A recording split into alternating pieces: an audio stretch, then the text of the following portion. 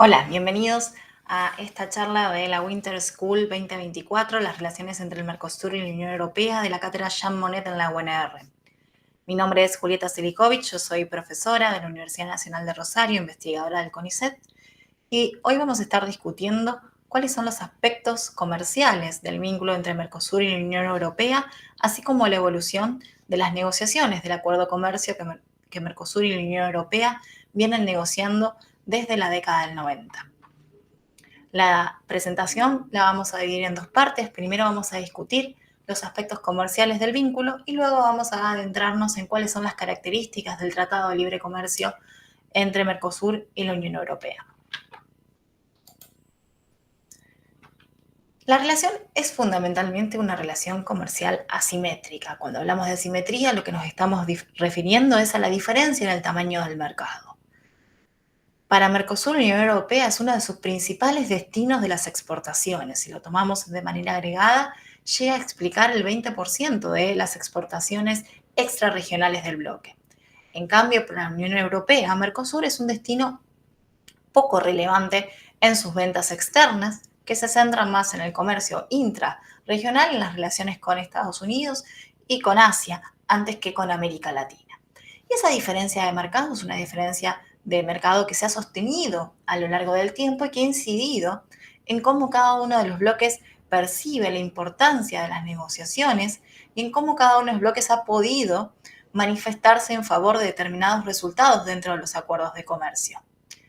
Hay que señalar también que la Unión Europea tiene una larga tradición de negociaciones de acuerdos con terceros territorios, mientras que Mercosur ha ido avanzando en las negociaciones a medida que progresaron las negociaciones con la Unión Europea. Para hacer un breve recordatorio del proceso, Mercosur inicia su proceso de integración regional en el año 91 con el Tratado de Asunción y va a ir consolidando poco a poco su trayecto hacia la integración regional con la firma del Protocolo Europreto en el año 94. Y en este momento, en el año 95, es cuando se firma el acuerdo birregional para la integración entre Mercosur y la Unión Europea que estaba buscando que Mercosur afiance sus vínculos externos para poder consolidarse y tener una negociación región-región, que era parte de la estrategia de la Unión Europea. Para ese momento, la Unión Europea ya había firmado varios acuerdos, mientras que Mercosur no había firmado prácticamente ninguno. En el año 99, cuando se lanzan las negociaciones, Mercosur busca negociar también con otros territorios y la negociación de la Unión Europea va a acompañar todo el proceso de negociación del propio Mercosur. Si analizamos el comercio entre estas regiones, vamos a encontrar que el comercio ha crecido poco. La relación comercial es relativamente estable. Lo que vemos en la diapositiva tiene que ver con los vaivenes propios del sistema de comercio internacional, con caídas tanto en el año 2008 con la crisis financiera internacional como con la crisis de la pandemia en 2020. Aún así, es notorio que el comercio internacional entre ambos países, el comercio birregional, se mantiene muy amesetado, no logra superar los 60.000 millones de dólares en el comercio internacional. También hay que notar que durante el periodo que sigue al año 2010, el comercio fue deficitario para el Mercosur y que solo post pandemia tuvo una recuperación que va a ser un pico y luego también va a volver a mesetarse. Esta relación está marcada también por la presencia de un tercer Estado, que lo vamos a ver en la siguiente diapositiva. El vínculo entre Mercosur y la Unión Europea, como les decía, se mantuvo estable, tuvo un déficit hacia Mercosur hasta el año 2015, y en el año 2015 volvemos para atrás a ver qué es lo que pasaba. En el año 2015 lo que vemos es una caída de las importaciones de Mercosur desde la Unión Europea que se van a mantener por debajo de las exportaciones de Mercosur hacia Europa durante varios años hasta la pandemia y con un menor dinamismo del comercio internacional. Ese momento histórico coincide con la expansión de China en los mercados globales y fundamentalmente en América Latina. A partir del año 2015, China reemplaza a la Unión Europea como el principal proveedor de bienes en el Mercosur, se transforma en socio estratégico, primer o segundo socio comercial de cada uno de sus miembros, y esto se refleja entonces en la evolución del vínculo. Fíjense cómo las importaciones de Mercosur desde Unión Europea caen del año 2015 en adelante y las importaciones de Mercosur desde China comienzan a ascender y mantienen una pendiente muy acelerada. 2015 entonces va a ser un año muy importante. Y vamos a verlo en la segunda parte de la presentación, cómo esto además se relaciona con la dinámica que tienen las negociaciones internacionales. No solo tenemos que ver el flujo del comercio internacional y su volumen, sino también considerar cuál es el patrón de comercio. Las relaciones entre Mercosur y la Unión Europea van a tener un patrón de comercio interindustrial. Esto es decir, que intercambian bienes de distintos tipos de industrias, manteniendo un patrón que ha sido criticado por su carácter primarizante para América Latina. Ahora bien, este patrón es propio del patrón de comercio e inserción internacional del Mercosur. Mercosur tiene dos canastas de bienes muy distintas según hacia dónde destina sus exportaciones.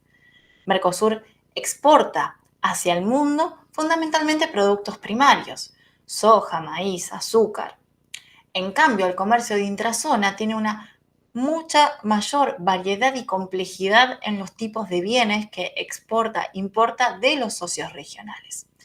Y este patrón donde se exportan materias primas y se importan bienes industriales propio del patrón de comercio extrarregional es lo que vemos cuando analizamos el comercio de Mercosur con la Unión Europea. Las exportaciones de Mercosur hacia la Unión Europea en 2023 estuvieron caracterizadas fundamentalmente por productos primarios, alimentos. Tenemos allí combustibles, residuos y desperdicios de industrias alimentarias, que son básicamente los procesados de los pellets de soja, minerales que provienen también como exportaciones de commodities, productos primarios, semillas, café, pocos valor agregado. Un rubro que es importante es el rubro de la carne, pero lo que vemos es poca complejidad en esas exportaciones y además notar que tan solo con las 10 primeros posiciones alcanzan a explicar más del 70% del total del comercio en la región. Es decir, que se concentra en pocos productos esta canasta exportadora. Mercosur exporta poca variedad de productos, mayormente productos primarios, a la Unión Europea. Y si miramos el lado opuesto, la Unión Europea le exporta a Mercosur una mayor diversidad de productos. Cuando tomamos los primeros 10 productos que le exporta la Unión Europea hacia Mercosur, aquí no llegamos a englobar el mismo volumen de comercio que hace el propio Mercosur. Y lo que vamos a ver es que acá hay mucho más valor agregado, mayor complejidad, propiedad intelectual incluida en los bienes. Tenemos muchos productos de maquinarias y aparatos, productos farmacéuticos, vehículos, también combustibles y minerales, máquinas, productos químicos. Hay una complejidad de bienes que integran las exportaciones de la Unión Europea hacia Mercosur al año 2023. Detrás de esto tenemos que considerar cuáles son los instrumentos con los que se teje el vínculo comercial. El primero y principal instrumento es el de los aranceles, porque Mercosur y Unión Europea hasta la fecha no han logrado acuerdos que reduzcan estos aranceles. Y entonces lo que tenemos que mirar es cuál es el arancel aplicado de cada uno de estos bloques en los distintos tipos de bienes. Y lo que vamos a encontrar es que Mercosur y Unión Europea tienen una estructura arancelaria que de alguna manera es un espejo. Mercosur tiene aranceles más altos en los productos industriales, mientras que la Unión Europea tiene aranceles más elevados en los productos que Mercosur se especializa y exporta. El Mercosur, por ejemplo, podemos ver que tiene aranceles más elevados en los que son textiles, prendas de vestir, también en maquinaria, mientras que la Unión Europea tiene aranceles más elevados, fíjense los picos arancelarios que tiene, en productos lácteos, en carnes, en azúcares, alimentos. Entonces, aquellas áreas donde Mercosur se especializa y es exportador, en ese patrón de comercio, aún sí interindustrial, la Unión Europea tiene sus aranceles más altos. Y donde Mercosur tiene un perfil menos productivo, la Unión Europea es más competitiva, es donde Mercosur tiene sus aranceles más elevados y que son las industrias que busca proteger. De esta manera, en la literatura, desde el inicio del proceso de negociaciones, se ha hablado que los países que integran esta negociación tienen ventajas comparativas en el lugar equivocado, es decir, son muy buenos en hacer aquellos bienes que la contraparte busca proteger. Y esto se refleja en esta estructura arancelaria espejada que tienen ambos bloques. Aún si la Unión Europea tiene en valores nominales aranceles en promedio más bajos que el Mercosur, hay que notar que la Unión Europea tiene picos arancelarios mucho más altos que los que tiene el bloque regional sudamericano. Además de los aranceles, existen otros instrumentos que son las barreras técnicas y otras medidas que hacen a determinar los flujos de comercio internacional. Las regulaciones, las normas técnicas, las licencias. Y aquí esta es una gráfica tomada del último reporte de política comercial de UNCTAD 2023, donde se toman en cuenta cuál es el nivel de permisividad o facilitación que tienen los territorios en función de las barreras técnicas y medidas no arancelarias al comercio del año 2022. Y como podemos ver en color mostaza, aparece la Unión Europea y también aparece Brasil como algunos de los territorios que más intensamente utilizan barreras técnicas para limitar los flujos de comercio internacional. Y esto nos habla de la necesidad de construir un instrumento regulatorio para darle flexibilidad al comercio, para facilitar ese comercio internacional y que pueda mediar en las fricciones que estas trabas generan necesariamente para el comercio internacional. Y allí entonces viene el momento de considerar cuáles son los acuerdos, el estado de situación del acuerdo comercial y las características de la dimensión comercial de ese acuerdo en principio. Como les decía, el acuerdo Mercosur-Unión Europea ha sido uno de los acuerdos que más tiempo llevó a negociar. Lanzadas las negociaciones oficialmente, el primer intercambio en el año 2000, que se había hecho ese acuerdo marco en el año 95. En el año 99 la Unión Europea obtiene el mandato para iniciar las negociaciones y en el año 2000 se hacen los primeros intercambios de oferta. Y esos intercambios de oferta se van a extender en el tiempo durante 20 años. Podemos ver acá, en esta línea de tiempo, cómo en el año 99 se decide el inicio de las negociaciones, esto obtiene el mandato, en el año 2000 empiezan las negociaciones, y las negociaciones van a tener un primer periodo relativamente corto. En el año 2004 las negociaciones se suspenden porque los países no se ponían de acuerdo en el nivel de ambición que tenía la dimensión comercial del acuerdo. El acuerdo tiene un pilar que es económico-comercial y otro pilar que habla de la cooperación política. La dimensión comercial del acuerdo no lograba reunir las condiciones adecuadas para que las partes tuviesen una situación satisfactoria para proseguir los intercambios y se suspendieron. En el año 2010 intentaron volver a relanzarse y fue recién en el año 2016 cuando las negociaciones vuelven a ponerse en marcha. Recuerdan, hace algunos minutos revisamos una de las slides con la evolución del comercio, donde veíamos que en el año 2015 había un punto clave. En el año 2015 China reemplaza a la Unión Europea como proveedor del Mercosur.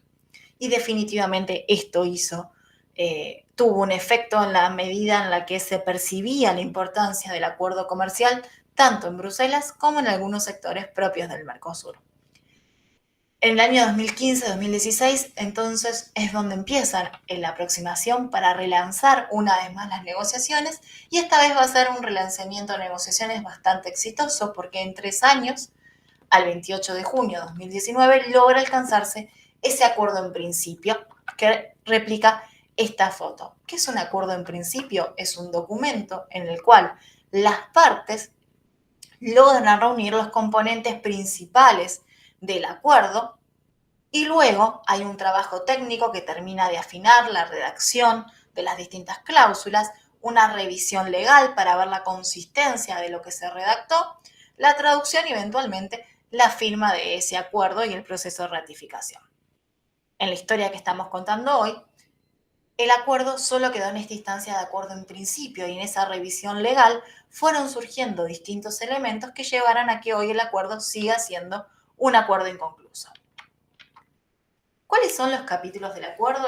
El acuerdo tiene una veintena de capítulos que reúnen tanto los componentes tradicionales de los acuerdos de libre comercio como algunos componentes que vamos a nombrar más modernos o profundos dentro del universo de los acuerdos de libre comercio. Hay que decir que es el acuerdo de libre comercio más profundo, más complejo negociado en la historia del Mercosur, pero que no es el acuerdo más complejo negociado por la Unión Europea. El acuerdo tiene primero, por supuesto, el capítulo que hace al acceso a mercados para el comercio de bienes, donde se van a establecer los distintos esquemas de desgravación arancelarias y regulaciones que hacen al comercio de bienes, por ejemplo, en lo que son las retenciones, los derechos a las exportaciones que Mercosur utiliza. Y ahora en un ratito vamos a entrar en un poco más de detalle de qué va ese capítulo. Tenemos las regulaciones de norma de origen, donde va a haber algunos elementos novedosos para el Mercosur, como la acumulación de origen, que ese origen que se requiere adquirir, esto es el valor agregado hecho en el territorio que conforme el acuerdo, puede irse acumulando a lo largo de los países que integran el acuerdo. Eso es un elemento que no todos los acuerdos del Mercosur contenían. Y la autocertificación de origen. Y es quién da cuenta que ese origen es el que se dice tener, mientras que en Mercosur hasta ese momento hay una certificación a cargo de las cámaras de comercio. A partir del acuerdo de Mercosur y Unión Europea se propone incorporar la autocertificación de origen, y esto es algo que Mercosur luego va a replicar en otros acuerdos de comercio y también va a implementar en las nuevas normas de origen aprobadas por el Mercosur en 2023.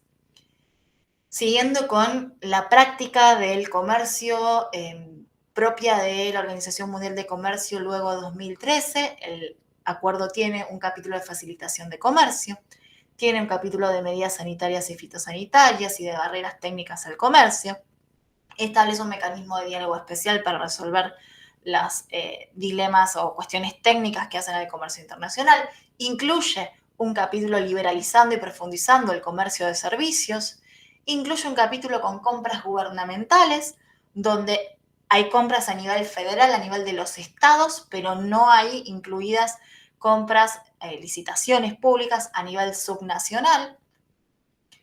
Hay consideraciones vinculadas a política de competencia, subsidios, empresas estatales, propiedad intelectual, indicaciones geográficas, comercio y desarrollo sustentable, transparencia, rol de las pymes.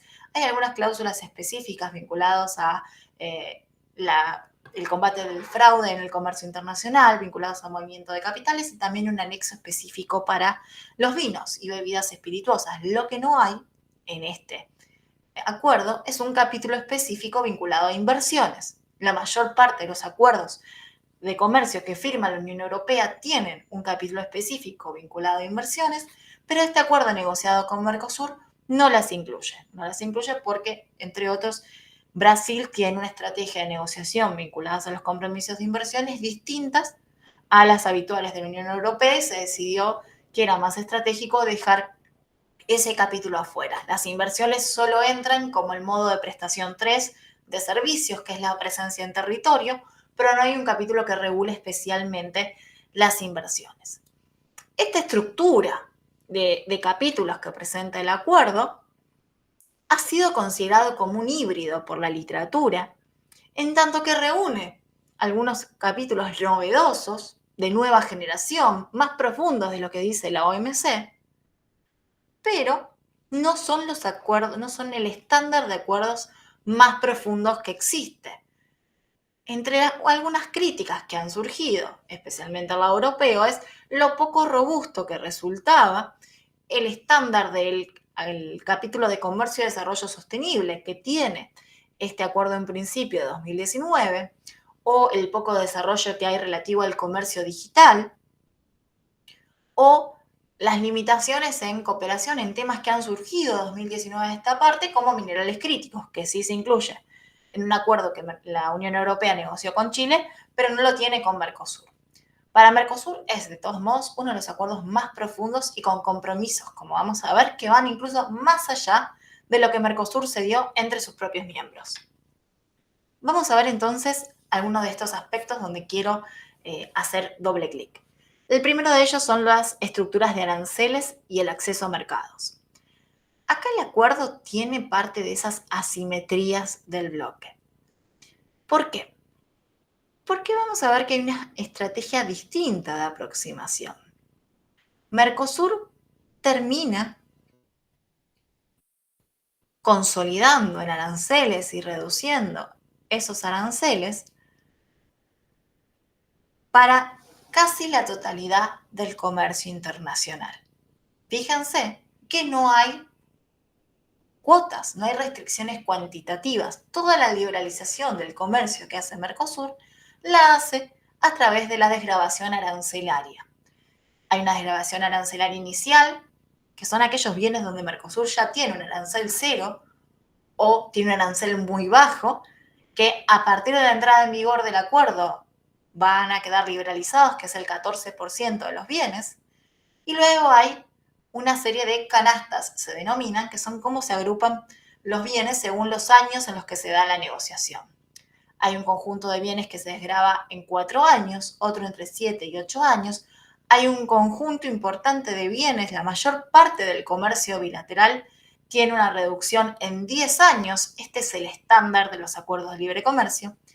Lo que tiene novedoso y que Mercosur pudo negociar, y no así otros países que han negociado con la Unión Europea, es que hay un conjunto de bienes que supera el 18%, que se van a desgravar en 15 años. Aquí aparece, por ejemplo, el sector automotriz, sector industrial clave del Mercosur. Recién en 15 años va a verse obligado a eliminar el arancel en la relación con la Unión Europea. La Unión Europea, en cambio, tiene el 74% de sus bienes en desgravación inmediata. Y es que esa estructura arancelaria que vimos hace unos pocos slides, y vuelvo rápidamente, de la Unión Europea, en promedio es muy baja. O sea, la mayor parte de los productos ya tiene arancel cero o un arancel muy bajo, y son pocos los productos que tienen picos arancelarios.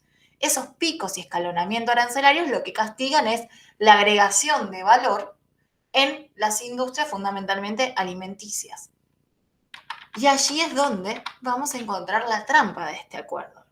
Y es que la Unión Europea se reserva más de un 7%, un 7,8% de los bienes con acceso parcial. ¿Qué significa con acceso parcial? Es que los países del Mercosur no van a poder tener libre comercio en ese conjunto de bienes. Bienes que son precisamente los de mayor interés de los exportadores agrícolas del bloque o algunos de los bienes de gran interés de los países exportadores del Mercosur. En esos bienes se registran cuotas. Las cuotas son restricciones cuantitativas, una cantidad de bienes que pueden ingresar del Mercosur a la Unión Europea con un arancel preferencial o sin arancel, pero a partir de que se supera esa cantidad determinada de bienes, no puede seguir creciendo el comercio. ¿Por qué? Porque allí están grabados por elevados aranceles y de esta manera se preserva el mercado regional europeo. Existen entonces asimetrías entre cuál es el esfuerzo que cada una de las partes realiza, en qué momento realiza ese esfuerzo, y sí destacar que Mercosur logra una buena negociación con esos 15 años de gracia, 15 años prorrogables para el sector automotriz y algunas industrias claves, pero a cambio tiene que conceder mantener algunas de las cuotas en los rubros que eran de mayor interés. ¿Cuáles son esos rubros? Arroz, carne bovina, tenemos la cuota Hilton, tenemos carne aviar, carne porcina, maíz, sorgo, miel, azúcar, etanol. Son, si volvemos un poquito más para atrás al slide de cuáles eran los principales rubros, son productos muy importantes en la canasta exportadora del Mercosur, donde en vez de tener pleno acceso al mercado, se mantienen cantidades limitadas de bienes que Mercosur puede acceder una vez que entre en vigor el acuerdo. Cuotas que además resta resolver cómo se van a distribuir entre los miembros del propio Mercosur. Tradicionalmente se utiliza el criterio histórico, pero esto de alguna manera nos deja una estructura productiva congelada, donde no se puede crecer más allá de la proporción que hay hoy día. El acuerdo tiene además estándares más elevados para el propio Mercosur. Aquí les recomiendo revisar la investigación de Maduro Motavega y Polonia Ríos del año 2020, publicada por el BID-INTAL, donde analizan en detalle algunos de los capítulos del Mercosur Unión Europea vis a vis el acervo jurídico del propio Mercosur. ¿Y qué es lo que encuentran? Que el acuerdo le da a la Unión Europea un trato más favorable que incluso el que le dan a los propios miembros del Mercosur, tanto en el sector automotriz como en el sector azucarero. Recordemos que estos dos sectores no forman parte de la zona de libre comercio del Mercosur, sino que son sectores exceptuados que tienen un tratamiento especial. Hay un régimen especial para el sector automotriz y un régimen especial del sector azucarero entre los miembros del Mercosur, que si no se revisa antes de la entrada en vigor plena del acuerdo con la Unión Europea, un exportador europeo podría tener un trato más favorable que un miembro del propio Mercosur. Un elemento notorio que fue de las primeras menciones que se hizo cuando se publicó el acuerdo es el abordaje de los derechos de exportación, las retenciones. Desde el año 2002, las retenciones son un instrumento muy importante, los aranceles a las exportaciones, en la estructura fiscal de la Argentina. Argentina es uno de los países que utiliza y grava sus exportaciones para obtener recursos fiscales y compensar los diferenciales de precios entre el precio doméstico y el precio extranjero. Ese derecho a la exportación fue cuestionado intra-Mercosur sin poder haber encontrado una salida que cumpliera con el Tratado de Asunción, liberando por completo el comercio y las exportaciones agrícolas de Argentina hacia sus socios comerciales están sujetas a derecho de exportación, pero no estarían sujetas en el acuerdo Mercosur-Unión Europea, donde se establecen alguna serie de condiciones y topes para esta política comercial. Las licencias de importación también aparecen reguladas, con reglas de origen, ya les anticipé, hay una regulación distinta. Ahora, en 2023, Mercosur aprobó unas nuevas reglas de origen y esas nuevas reglas de origen ponen al Mercosur en el mismo estándar concedido a la Unión Europea. En compras gubernamentales, Mercosur tampoco tiene el mismo nivel de ambición que le ha dado a la Unión Europea y también en comercio y medio ambiente, donde no hay un acuerdo específico. Solo de manera más reciente, Mercosur ha empezado a incorporar en algunos comités la discusión conjunta de las prácticas que hacen al desarrollo sostenible, pero no incorporadas en las obligaciones vinculadas al comercio, sino como mecanismo de cooperación. Y de este modo, el acuerdo Mercosur-Unión Europea resulta más ambicioso que el que el propio Mercosur se pudo dar. ¿Esto es bueno o es malo? Y depende, por lo menos es distinto. Si nos guiamos por lo que ha pasado con las reglas de origen, lo que podemos ver es que el acuerdo con la Unión Europea movilizó, precipitó a que Mercosur revisara su acuerdo, a que Mercosur cediera entre sus miembros mejores acuerdos y de esta manera tuvo un efecto derrame positivo. Lo que no resulta deseable es que se le den más preferencias a socios de extrazona que a los de intrazona. Lo que resultaría esperable es que estas normas paulatinamente vayan sedimentando a convertirse en el estándar regulatorio intra-Mercosur. Del lado europeo, el acuerdo Mercosur-Unión Europea no es una panacea. Acá lo que hago es un estudio que sale publicado en el año 2024 sobre la complejidad regulatoria de los acuerdos de comercio en la situación de permacrisis y comparo los acuerdos de Mercosur-Unión Europea con los otros acuerdos que la Unión Europea tiene en la región, con Centroamérica, con Perú y Colombia, con Chile, el acuerdo modernizado de 2022, y con México, que al igual que Mercosur, La Unión Europea llegó a un acuerdo en principio en el año 2018, pero luego no prosiguió con el proceso de revisión, ratificación, firma y eventual ratificación. Entonces, México, Unión Europea, está igual que Mercosur, Unión Europea.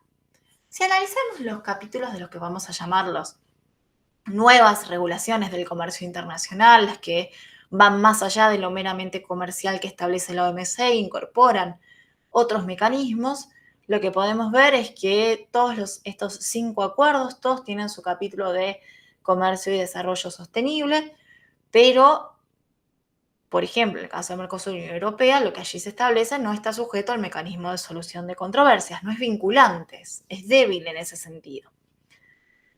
El acuerdo de Perú y Colombia tiene un capítulo específico que contempla la protección de la biodiversidad y de los conocimientos tradicionales que no se replican en los otros acuerdos. El acuerdo con Chile tiene un capítulo específico sobre cooperación en la sustentabilidad o seguridad alimentaria. El acuerdo con México hace mención específica a la cooperación en el bienestar animal y en la cooperación para evitar la resistencia de los microbios y la cooperación en materia sanitaria. En el caso de Chile y México, los dos tienen en sus acuerdos de libre comercio, con una jerarquía relativamente importante, la cooperación en materia de energía y en materias primas. Y aquí Mercosur no incorpora, aunque sí en 2022 los países miembros del Mercosur firmaron distintos memorándum de entendimiento para cooperación en materia de minerales críticos con la Unión Europea. El acuerdo con Chile tiene un capítulo que es insignia de la diplomacia chilena, que es el capítulo de comercio y género, comercio y mujeres, donde se consideran los mecanismos para que las mujeres puedan acceder a los beneficios del acuerdo de libre comercio. El acuerdo con Perú y Colombia considera la transferencia de tecnología, pero no hacia el resto de los acuerdos comparados. En el caso de México hay una cláusula anticorrupción que no se replica en el resto.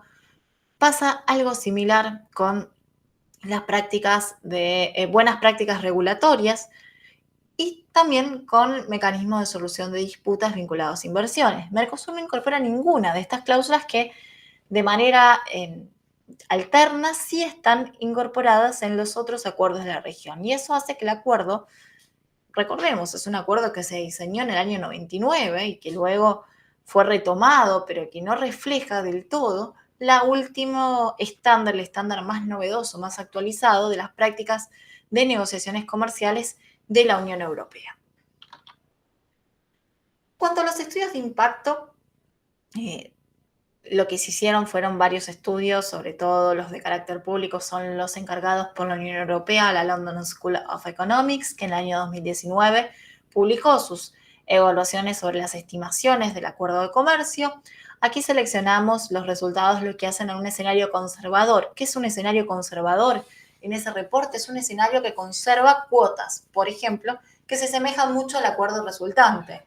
Había un escenario ambicioso, muy aperturista, donde no se quedaban limitaciones en el comercio internacional y un escenario conservador donde había cláusulas de desgravación más largas y sobre todo se mantenían restricciones, cuotas en el comercio agrícola, que era algo esperable por las sensibilidades europeas. Y entonces lo que vemos acá es cuántos puntos porcentuales va a crecer los distintos indicadores de bienestar, inversiones, importaciones y exportaciones para el año 2032, tomando como base el año 2015. Y lo que vemos es que el acuerdo genera un importante efecto de bienestar para la Unión Europea y tiene, salvo en el caso de Paraguay, algunos efectos de bienestar, pero mucho más limitados para los países del Mercosur. Encontramos que Brasil es el país que es esperable que más aumente sus exportaciones, seguido también por un incremento de las exportaciones de Argentina, pero en menor medida de Paraguay y Uruguay, y que es esperable un incremento en las importaciones pero mucho menor el incremento que el acuerdo podría tener en las inversiones en la región. Si miramos tomamos cómo se ve esto en el contexto de las negociaciones de Unión Europea, en 2024 la Unión Europea publica un reporte del porcentaje de comercio que podría haberse afectado o está afectado por los acuerdos de comercio que tiene la Unión Europea en el sector de productos agrícolas y alimentos, y lo que encontramos es que el acuerdo Mercosur-Unión Europea genera un resultado deficitario para la Unión Europea, esto es un superávit para los miembros del Mercosur, con un incremento de un 10% en el escenario de las importaciones y un incremento bastante más superior en las exportaciones agroalimentarias, según este reporte de la Unión Europea, que ahí a pie del slide tienen citada la fuente. Es el más importante de la región de América Latina. Es menos importante que las negociaciones por ahora frustradas con India, por ahora limitadas también con otros países, sí ya firmado de Nueva Zelanda, pero es más ambicioso, por ejemplo, que el acuerdo con México. Si miramos solamente las importaciones de alimentos, es notorio el impacto de Mercosur. De todos los acuerdos que incluye este estudio de negociaciones concluidas o en proceso de la Unión Europea, vemos que Mercosur, la flecha verde, es la que más importante en volumen de comercio se espera que incrementen las importaciones desde el origen Mercosur a la Unión Europea en función de los resultados del acuerdo. Ahí hay un volumen de ganancia importante que está en juego, pero también sensibilidades. Y esto es precisamente lo que ha venido pasando. El acuerdo desde que se anunció en 2019 tuvo muchas resistencias que tuvieron como epicentro la propia Unión Europea, y es que tanto los sectores agricultores liderados por los movimientos de agricultores franceses como por los ambientalistas han criticado las características de este acuerdo de libre comercio y han encabezado movilizaciones en su contra. Han realizado lobbies ante los distintos parlamentos y varios parlamentos nacionales se expidieron en contra del acuerdo Mercosur-Unión Europea. Cuando el acuerdo Mercosur-Unión Europea comienza a ser discutido también en el Parlamento Europeo, salta a la vista las dificultades que exhibía este acuerdo y surge la necesidad de revisarlo. En este marco, en el proceso de la salida de la pandemia, en el medio entre 2019 y la situación actual, acontece la pandemia, que cambia no solo la manera en la que se dictan clases, la manera en la que crece el comercio digital, sino que cambia también cómo la Unión Europea mira, evalúa su vulnerabilidad en el comercio internacional. La Unión Europea lanza un nuevo alineamiento de política estratégica, la política autónoma europea, esa autonomía estratégica europea, va a permear también las negociaciones comerciales. Esa autonomía estratégica europea tiene un componente que es de la competencia tecnológica, un componente que tiene que ver con la trazabilidad de algunos bienes y un componente también climático en el marco del Pacto Verde. Y eso va a hacer sintonía con estas resistencias y va a llevar a discutir en el tiempo más reciente un instrumento adjunto llamado Side Letter que busca reconsiderar el estado de las negociaciones. La Unión Europea le propone a Mercosur este instrumento adjunto que supone va a revisar, va a fortalecer las características del acuerdo del capítulo de Comercio y Desarrollo Sostenible, un capítulo que se lo juzgaba menos robusto que los últimos lineamientos que había aprobado la Comisión Europea para sus acuerdos de comercio. El acuerdo menciona los compromisos de París, pero en su estado actual el acuerdo no tiene compromisos específicos, sino que reitera la necesidad, el compromiso de las partes para cumplir con los acuerdos internacionales. En la propuesta europea, según lo trascendido, ya que es importante señalar que este documento no es de carácter público, lo que se busca es establecer niveles específicos de compromisos y esto genera tensiones con las dinámicas en las que se rigen las negociaciones climáticas de responsabilidades compartidas pero diferenciadas y donde cada país va estableciendo su contribución en función de las propias capacidades. Esto, por supuesto, generó resistencias del Mercosur. Además, en esos niveles específicos, la Unión Europea ambicionaba establecer sanciones, algo que, por ejemplo, incluye el acuerdo con Nueva Zelanda, que aparecía algunas slides atrás, aquí aparece el acuerdo de Nueva Zelanda. La Unión Europea buscaba incluirlo con Mercosur, cosa que también era rechazada por el propio bloque regional. Se busca incluir mecanismos adicionales para combatir la deforestación. En este proceso, la Unión Europea aprueba además legislaciones que son distorsivas del comercio con Mercosur, el CBAM, que es la medida de carbono en frontera, o la medida de deforestación europea, que van a afectar las exportaciones de Mercosur.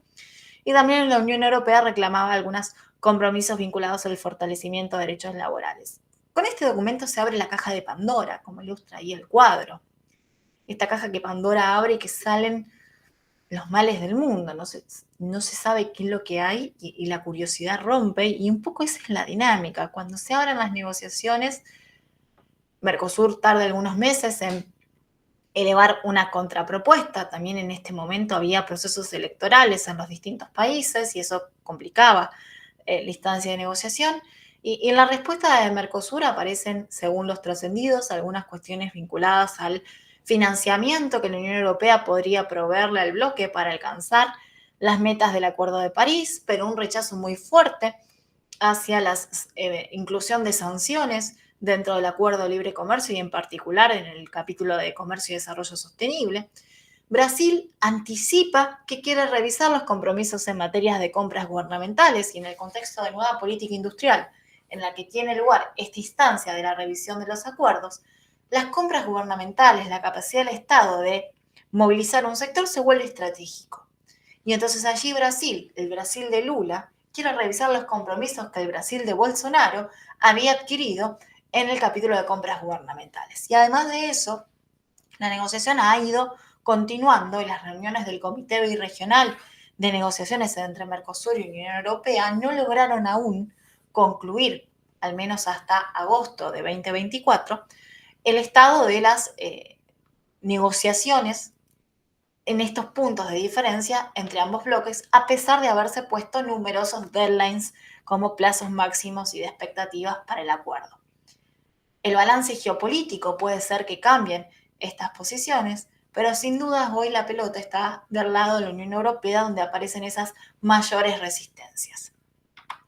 Con esto, espero que hayan podido disfrutar el recorrido por las negociaciones y tener mayores elementos para entender cuáles son los pilares del capítulo, los pilares, las características del pilar comercial y sus diferentes capítulos en el Tratado de Libre Comercio.